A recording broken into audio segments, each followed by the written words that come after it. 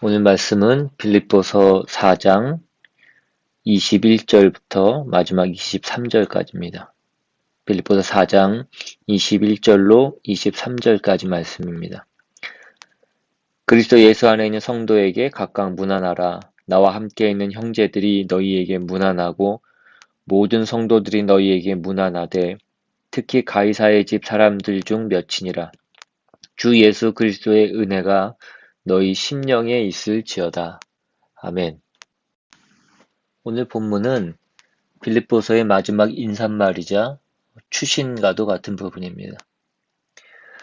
어떤 의례적인 편지 말미의 인사말처럼 보이지만 사실은 많은 내용을 담고 있습니다. 예전에 손편지 주고받던 시절을 생각해 보면 연애 편지 같은 것을 쓸 때에 앞에 온갖 잡다한 내용의 말을 다 쓰고 끝에 PS라고 이렇게 해놓고 보고 싶다라든지 첫눈이 내리는 날에 만나자라는 그런 내용들을 쓰곤 했습니다. 그런 편지는 사실 그 추신의 내용을 말하기 위해서 앞에 있는 많은 말들, 날씨가 어떻고, 요즘 생활이 어떻고, 요즘 기분이 어떻고 이런 것들을 쓰는 것입니다.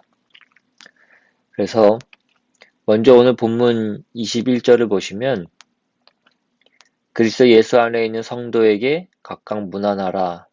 나와 함께 있는 형제들이 너희에게 문안하고 라고 그렇게 얘기합니다.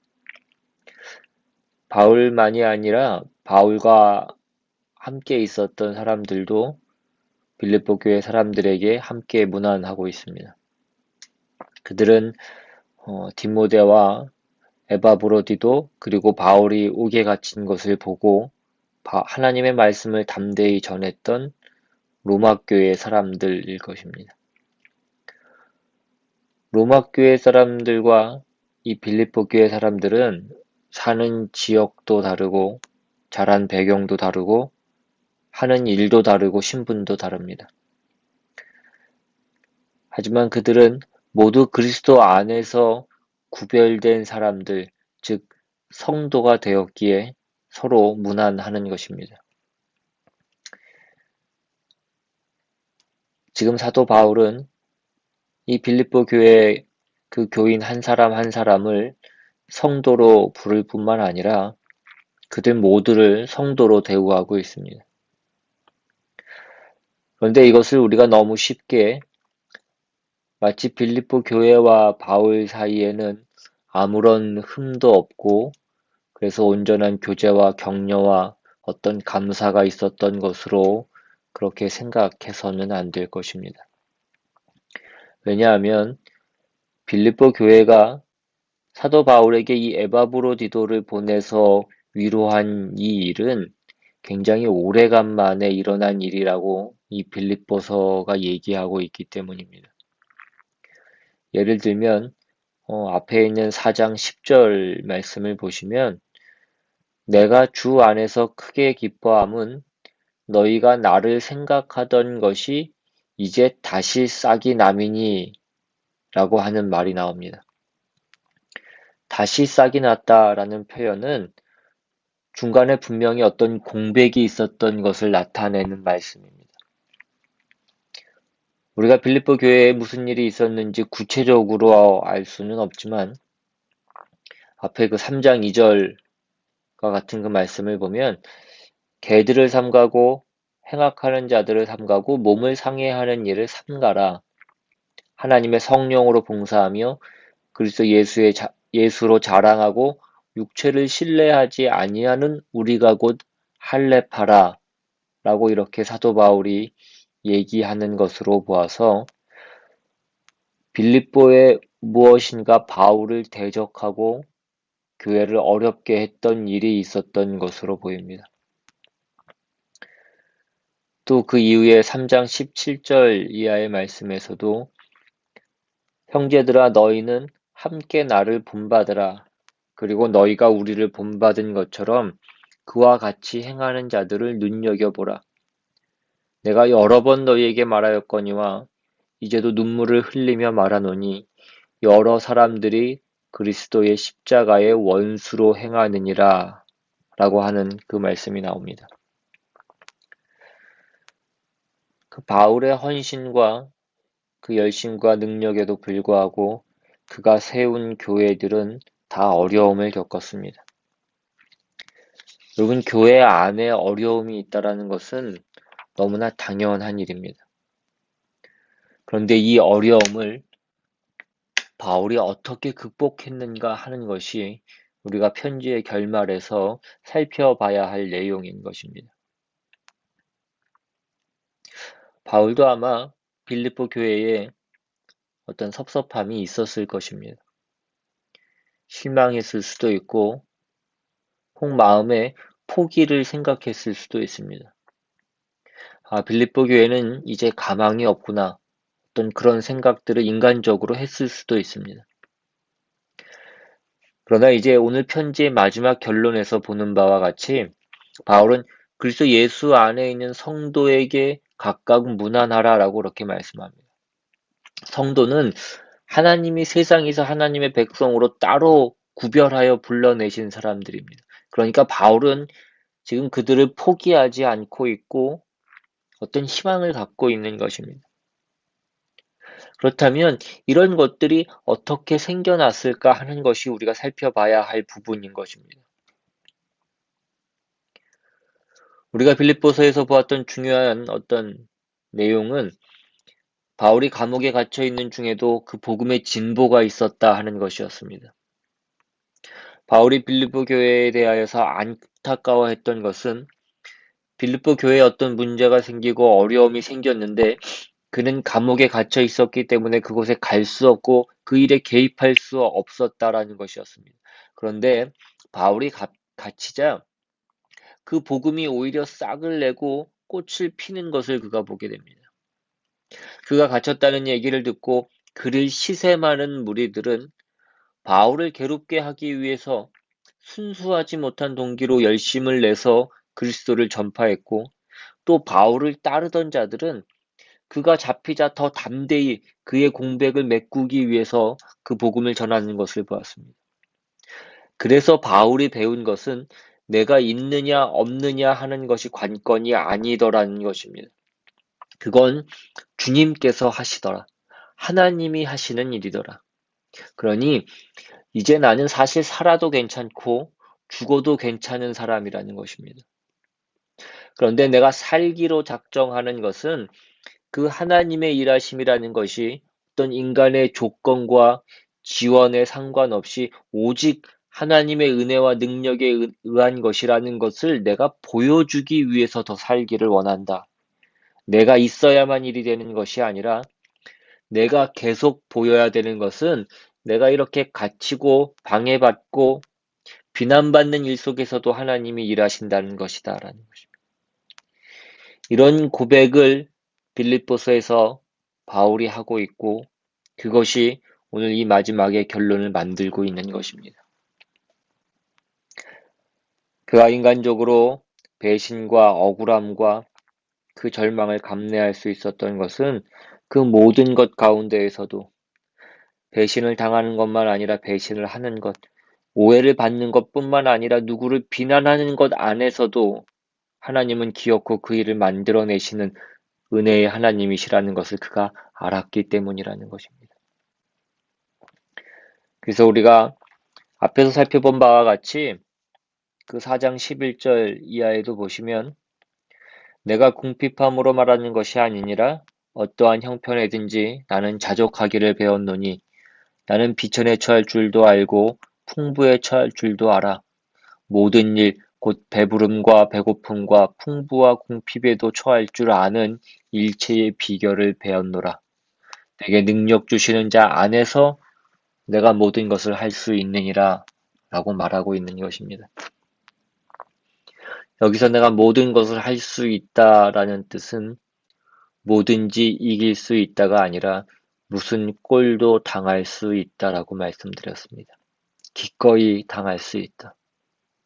배신도 당할 수 있고 누명도 쓸 수 있고 억울한 것도 당할 수 있고 실제로 내 치부가 드러나는 것도 내가 감수할 수 있다. 이것이 복음 안에서 가질 수 있는 사도 바울의 담대함인 것입니다.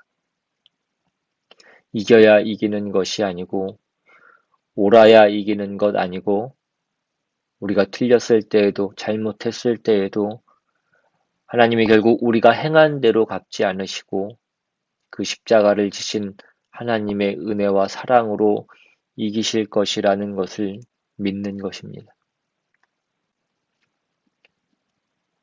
그래서 그가 3장 17절과 18절에서 했던 나를 본받으라, 그리고 여러 사람들이 그리스도의 십자가의 원수로 행하느니라 라고 얘기하는 것은 십자가가 증거하는 그 자리까지 들어가는 그 일을 어떤 어려움과 고난과 비난과 위협 때문에 망설이는 일에 대한 권고인 것입니다.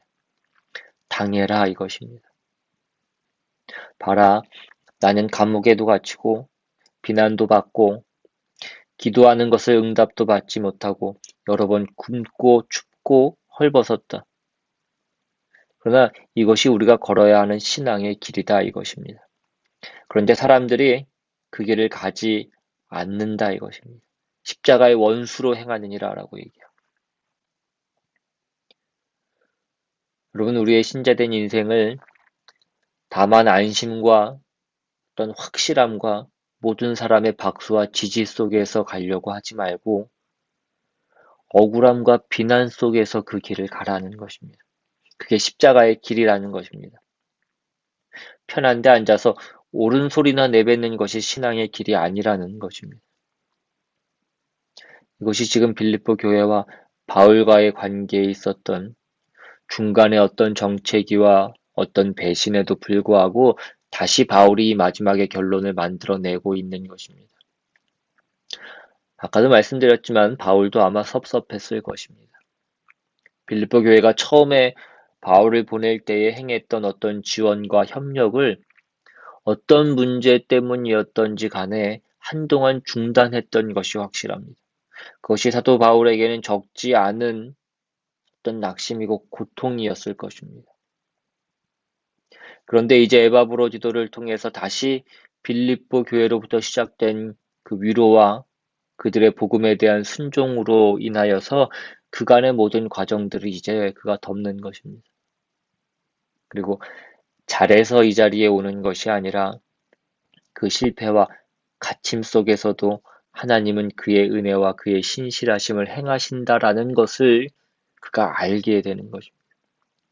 그것이 오늘 우리 본문에 나오는 그리스도 예수 안에 있는 성도라는 그 말씀이 가지고 있는 어떤 의미입니다. 그리스도 예수 안에서는 어떤 못남, 어떤 비겁함, 어떤 실패도 예수 그리스도의 부활 속에 다 그것이 역전되는 것을 그가 증언하고 있는 것입니다. 여러분, 우리는 늘 억울한 일만 당하는 것이 아닙니다. 우리가 잘못해서 고난을 당하는 것이 더 많습니다. 그런데도 우리는 늘 억울합니다. 우리의 억울함은 내가 뭘 그렇게까지 잘못했나? 저 사람보다는 내가 훨씬 난데, 저 사람은 나보다 훨씬 더 못한데, 그런 반발이 생기는 것입니다. 우리는 이것을 넘어서야 됩니다. 하나님이 세상을 이처럼 사랑하사의 세상에 존재하는 모든 것을, 우리의 현실을 예수 안에 묶을 수 있는 것이야말로 기독교 신앙만이 가지는 어떤 힘이고 자랑입니다. 그것이 우리를 어떤 상황에서도 감사와 그리고 믿음의 인내를 가능케 하는 것입니다. 바울의 고백대로 하자면 그는 내게 사는 것이 그리스도니 죽는 것도 유익함이라 라고 말함으로써 예수께서 그를 살려둬서 일하시는 것이 있다면 죽임으로써 일하시는 것이 있다고 믿는 것입니다. 바울이 아는 그리스도는 그리스도가 결정하고 요구하는 것이 최선이라고 알고 있는 것입니다. 그가 이것을 어디에서 배우고 있습니까? 이 낙담 속에서 배우고 있습니다. 이 외로움 속에서, 이 어떤 배신 속에서 그가 배웁니다. 그가 감옥에 갇혔을 때 다만 빌립보 교회만 섭섭했겠습니까? 그가 복음을 전해서 시작됐던 그 많은 교회들에 대해서 어떤 섭섭함이 있었을 것입니다. 그러나 또한 무엇보다 그는 하나님께 제일 섭섭했을 수도 있습니다. 우리가 이해하기 좋게 하나님 이러시면 안 되죠라는 그 마음이 있는 것입니다. 우리가 늘 하는 말이기도 합니다. 특별히 우리가 어떤 믿음에 열심히 있었을 때 이 말이 한 번쯤은 꼭 나오게 되는 것입니다. 하나님, 저한테 왜 이러십니까? 어떻게 지금 이러실 수 있습니까? 그러나 그렇지 않다라는 것을 우리가 배우는 것입니다. 우리의 이해를 벗어나는 하나님이 요구하신 우리가 선택하지 않은 하나님의 작정이 만들어내는 현실 속에서 그 놀라움과 어떤 비명과 절망 속에서 우리가 드디어 깨우치는 것입니다. 그것이 바울에게 빌립보 교회 교인들을 향하여 아무 일 없었던 듯이 늘 신뢰하고 늘 편이었고 늘 고마웠던 사람들인 것처럼 이 편지의 결과를 만들어내는 것입니다. 우리는 로마서 8장 28절의 말씀을 잘 알고 있습니다. 우리가 알거니와 하나님을 사랑하는 자 곧 그의 뜻대로 부르심을 입은 자들에게는 모든 것이 합력하여 선을 이루느니라. 우리가 한 것만큼만 우리에게 주시면 우리에게 불평은 있을 수 없을 것입니다. 그러나 하나님이 우리가 소원하는 것을 타협하시지 않으신다는 것입니다. 내가 원하는 것 말고 하나님이 원하시는 것을 우리에게 주시겠다는데 우리는 그게 불편합니다. 하나님이 주시려고 하는 것은 우리 인간이 가진 한계 때문에 늘 버겁기 때문입니다. 나를 깨야 되고 나를 부정해야 되는 것들입니다. 죽을 것 같고 감당할 수 없고 고통스럽습니다. 우리는 그저 우리 수준만큼만 주시면 제일 좋을 것 같습니다. 우리가 늘 하는 기도이기도 합니다. 하나님, 제가 큰 욕심 부리는 것 아니고 그저 우리 가족 다 건강하고 남한테 아쉬운 소리 하지 않고 살 정도만 되게 해주십시오. 여러분, 이것이 얼마나 신성모독적인 기도인 줄 모릅니다. 그러니까 하나님을 어떻게 기대하는 것이냐 이것입니다. 하나님이 그 아들을 주셨다는 것을 도대체 뭐라고 우리가 이해하고 있냐라는 것입니다. 예수님 잡히시던 밤에 베드로가 칼을 들어서 그 대제사장의 종 말고의 귀를 베자 너는 내가 내 아버지께 구하여 지금 12군단 더 되는 천사를 보내시게 할 수 없는 줄로 아느냐라고 주님이 말씀하셨습니다. 우리는 눈에 보이는 세상의 싸움을 하고 있는 것이 아니라는 것입니다. 그런데 우리의 불평, 우리의 억울함은 세상적인 것이 채워지지 않는 데에 대한 우리의 반발입니다. 무지한 우리의 반발이라는 것입니다. 괴롭고 고통스럽고 이해할 수 없는 날들이 왜 주어지는지 우리가 이 빌립보서를 통해서 이해하지 못하면 우리는 이 결론에 이르지 못합니다. 그런 의미에서 이어지는 본문 22절에 특히 가이사의 집 사람들 중 며칠한 그 말이 주는 의미는 굉장히 큽니다. 가이사의 집이란 로마 황제가 사는 궁전을 지칭하는 말입니다. 바울이 로마 감옥에 갇혀서 재판을 기다릴 때에 로마의 황제는 폭군으로 잘 알려진 네로였습니다. 그 네로 황제가 사는 궁전에 예수 그리스도를 믿는 사람들이 있었다는 뜻입니다. 그들은 그 믿음을 지키기 힘든 상황에서 믿음을 지킨 사람들입니다. 이런 폭군이 통치하는 궁전에 신실한 그리스도인이 있었고 그들이 바울을 통해서 빌립보 교회 사람들에게 문안하고 있는 것입니다. 빌립보에서 신앙생활하는 교우들이여 예수 그리스도를 믿는 것이 쉽지 않지 않습니까? 그러나 우리가 용기를 냅시다. 우리도 네로 황제의 통치 아래에서 쉽지 않지만 구원자이신 주 예수 그리스도를 기다리고 있습니다. 이것이 빌립보 교회의 문안하는 가이사의 집 사람들 몇이 가지고 있는 의미입니다.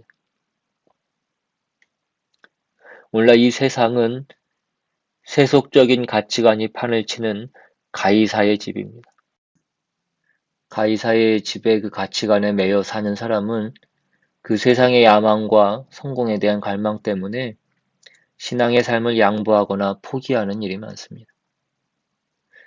자신의 꿈을 성취하는 것, 또 성취해서 성공해서 업적을 남기는 것 자체에는 아무런 문제가 없습니다. 하지만 그것을 이루기 위해서 어떤 신앙의 본질을 왜곡하거나 그 세속적인 가치관과 타협하게 되면 그것은 이미 틀린 길로 가고 있는 것입니다. 가이사의 집 성도들이 겪은 어려움은 예수 그리스도가 주님이시다 대신에 가이사가 주님이시다라고 고백해야 하는 것이었습니다. 그 고백을 거부하면 직책을 박탈당했고 재산을 몰수당했고 심지어 원형 경기장에서 맹수의 먹이가 될 수도 있었습니다. 하지만 그들이 어떻게 주님을 섬기는지, 어떻게 신앙을 지키는지 가이사의 집 다른 사람들이 보았고 로마의 귀족들이 보았고 가이사도 보았습니다. 가이사의 집 성도들이 주님을 향해 사는 것을 포기하지 않았을 때 그들이 비록 고난을 당하고 환난을 겪었지만 그들을 통해서 250여 년이 지난 후에 그 로마가 송두리째 변화되고 가이사마저 그리스도를 인정하고 그리스도를 받아들이게 됩니다. 지금은 가이사의 집 안에서 신앙을 지키는 것처럼 그리스도인으로 사는 것이 참 어려운 시대입니다. 그러나 우리가 가이사의 집 성도들로서 그 주님을 의식하고 우리가 살아가다 보면 그 로마를 변화시킨 주님께서 우리의 자신과 우리의 가정과 우리의 사회와 우리의 교회를 새롭게 해주실 줄로 믿습니다. 그리고 이제 오늘 본문에 남은 그 마지막 절은 이렇게 되어 있습니다. 주 예수 그리스도의 은혜가 너희 심령에 있을지어다.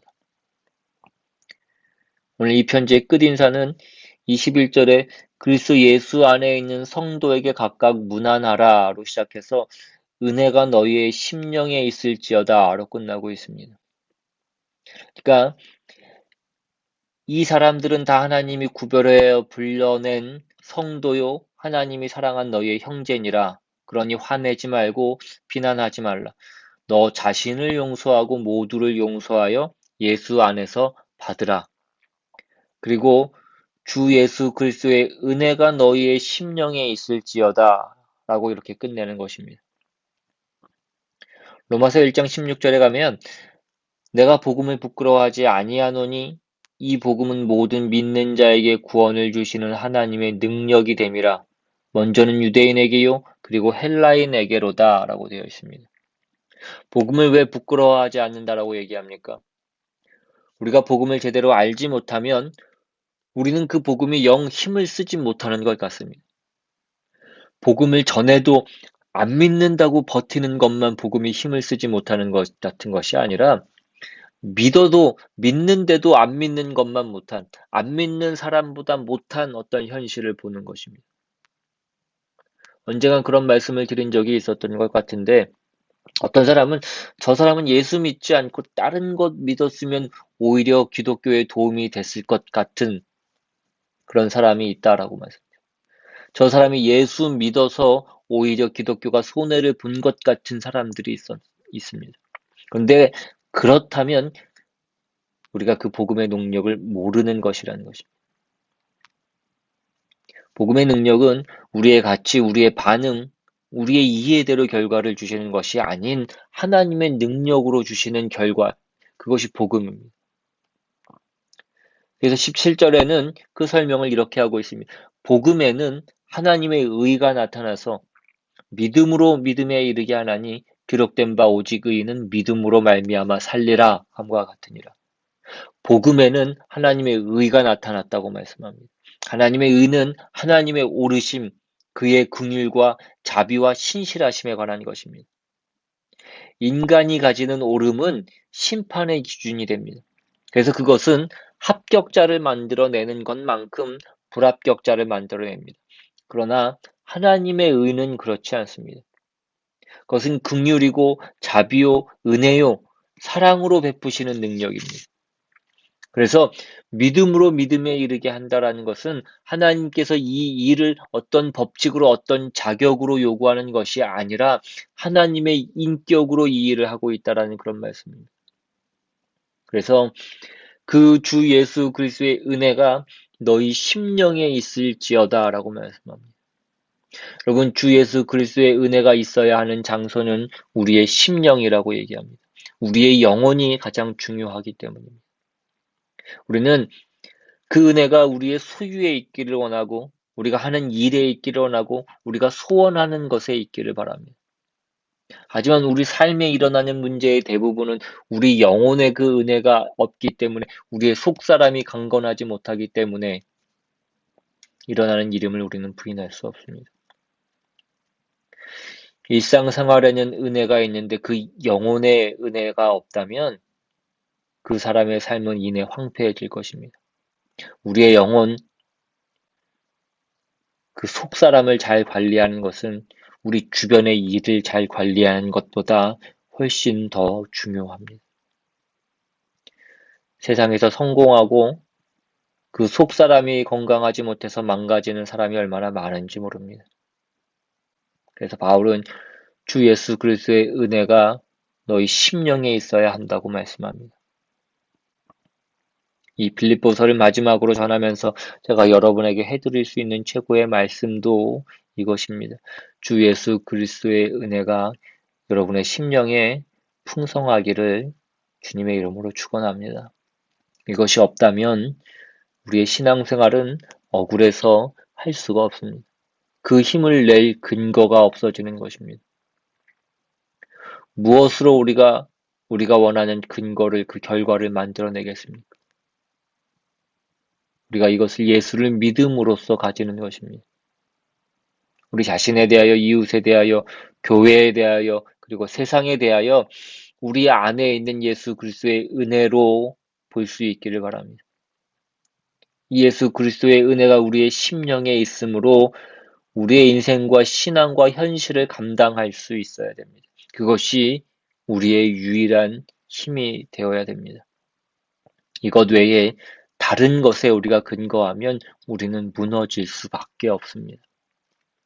이 사실을 잘 기억하셔서 그 예수 그리스도의 은혜를 우리의 심령 가운데 풍성히 누리시는, 그래서 우리의 삶 가운데 늘 승리와 그 영광이 있는 저와 여러분 되시기를 주님의 이름으로 축원합니다. 기도하겠습니다. 사랑과 은혜가 풍성하신 하나님 아버지, 그 주님의 은혜가 우리 심령 가운데 풍성함을 우리가 늘 기억하며 그것을 온전히 누리는 우리 모두가 될 수 있도록 주님 인도하여 주시옵소서. 그것이 우리 힘이 되게 주님 도와주시옵시고, 우리의 모든 삶과 우리의 모든 삶의 여건과 환경과 문제를 이기고 감당하고 감내할 수 있는 그 모든 것이 될 수 있도록, 그 근거가 될 수 있도록 주님께서 역사하여 주시옵소서. 오늘 우리의 삶을, 오늘 우리의 모든 환경을 우리가 감내하게 하시고, 그 길을 우리가 늘 외면하지 않고 조금씩 걸어 나아가는 우리 모두가 될 수 있도록, 끝까지 그 싸움을 싸우며 나아가는 우리 모두가 될 수 있도록 주님 인도하여 주시옵소서.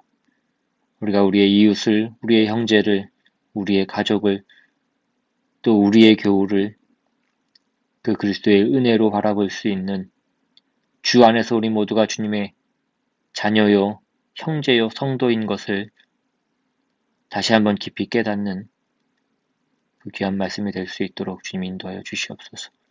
감사드리고 예수 그리스도의 이름으로 기도드리옵나이다. 아멘. 찬양하시고 주기도문 하심으로 예배를 마치겠습니다.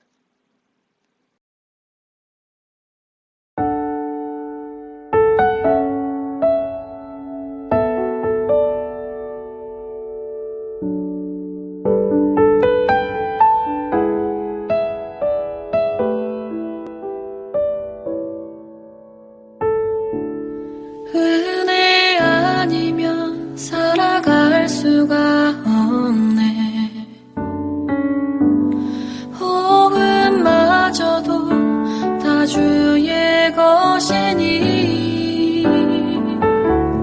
세상 평안과 위로 내게 없어도 예수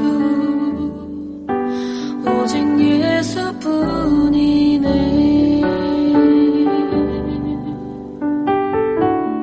은혜 아니면 살아갈 수가 없네. 복음마저도 다 주의 것이니 세상 평안과 위로 내게 없어도 예수 오직 예수뿐이네.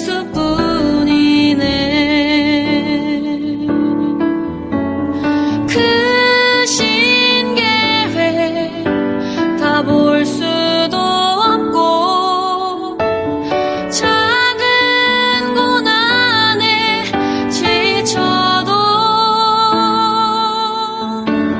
주께 묶인 나의 모든 삶 버티고 견디게 하시네.